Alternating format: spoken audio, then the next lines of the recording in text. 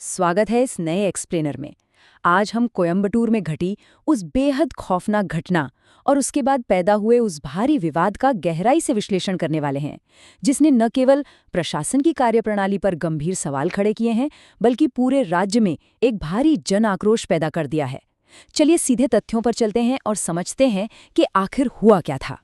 तमिलनाडु में इस वक्त जो जबरदस्त गुस्सा उबल रहा है ना, उसे सही मायनों में समझने के लिए हमें दो चीजों के बीच का भारी अंतर देखना होगा।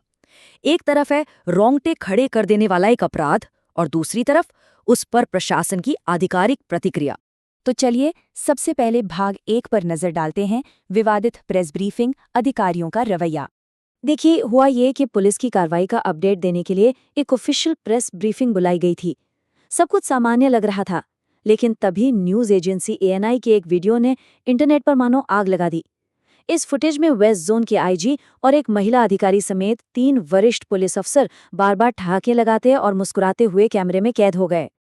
अब जाहिर सी बात है, जब इतने ऊंचे और जिम्मेदार पदों पर बैठे अधिकारी, वो भी एक आधिकारिक ब्रीफिंग के दौरान ऐसे बेपरवाह होकर हंस रहे हों, तो जहन में खौफनाक सवाल तो उठता ही है कि भाई आखिर ये लोग किस बात पर इतनी चर्चा कर रहे थे। ऐसा क्या चल रहा था वहां जो उन्हें इतना मजा आ रहा था। और यहीं से हम आते हैं भाग 2 पर, कोयम्बटूर की त्रासदी, एक मासूम की हत्या। ये वो डरावनी सच्चाई है जिसके लिए वो प्रेस कॉन्फ्रेंस बुलाई गई थी। ये पूरी घटना कितनी दर्दनाक और तेज थी, इसका अंदाजा इसी बात से लगाया जा सकता है। शुरुआत होती है एक 10 साल की मासूम बच्ची के अचानक गायब होने से, जो बस अपने घर के बाहर खेल रही थी। इसके बाद खबर आती है कि एक स्थानीय तालाब के पास से उसकी निर्मम हत्या के बाद उसका शव बरामद हुआ है, और इसी वारदात की जानकारी देने के लिए वो विवादित पुलिस ब्रीफिंग बुलाई गई थी। इस अपराध की क्रूरता ने पूरे समाज को अंदर तक झकझोर कर रख दिया था। हर तरफ मातम का माहौल था, और ठीक उसी वक्त प्रेस कॉन्फ्रेंस में आला अधिकारियों का वो हंसमुख रवैया, मतलब ये कॉन्ट्रास्ट लोगों को और भी ज्यादा चुभ गया। अब रुख करते हैं भाग 3 का, जनता का आक्रोश, तीखी प्रतिक्रिया। जैसे ही हंसते हुए अधिकारियों का ये वीडियो सोशल मीडिया पर वायरल हुआ, लोगों का गुस्सा 7वें आसमान पर पहुंच गया। नागरिकों ने तुरंत व्यवस्था से तीखे सवाल पूछने शुरू कर दिए।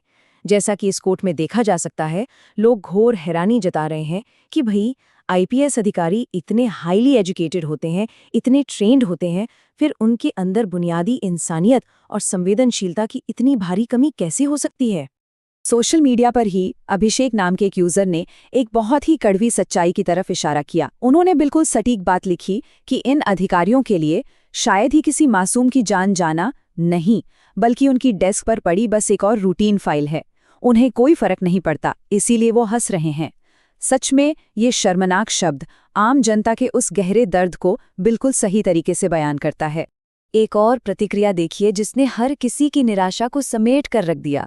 इसमें साफ कहा गया है कि एक छोटी बच्ची की बेरहमी से हत्या कर दी गई है, और अधिकारी ऐसे हंस रही हैं मानो किसी पिकनिक पर आई हों। गरिमा और सहानुभूति तो जैसे पूरी तरह से गायब ही थी।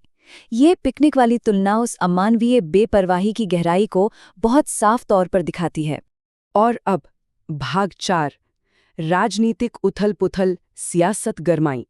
जनता का ये भारी गुस्सा बहुत जल्द राजनीतिक गलियारों तक भी पहुंच गया। यहाँ सबसे बड़ा विरोधाभास देखिए। एक तरफ राज्य के मुख्यमंत्री सी जोसेफ विजय सीधे बच्ची के माता-पिता को फोन कर रहे हैं और दोषियों को कड़ी सजा दिलाने का बेहद गंभीर आश्वासन दे रहे हैं। और ठीक उसी समय दूसरी तरफ पुलिस प्रशासन के आला अधिकारी उसी केस की ब्रीफिंग में लापरवाही से मुस्कुरा रहे हैं। ये बड़ा अंतर पूरी स्थिति को और भी संगीन बना देता है, और इसके नतीजे अब साफ दिख रहे हैं। विपक्ष लगातार इस मुद्दे को लेकर टीवी के सरकार पर निशाना साध रहा है। पूरे तमिलनाडु में विरोध प्रदर्शन भड़क उठे हैं।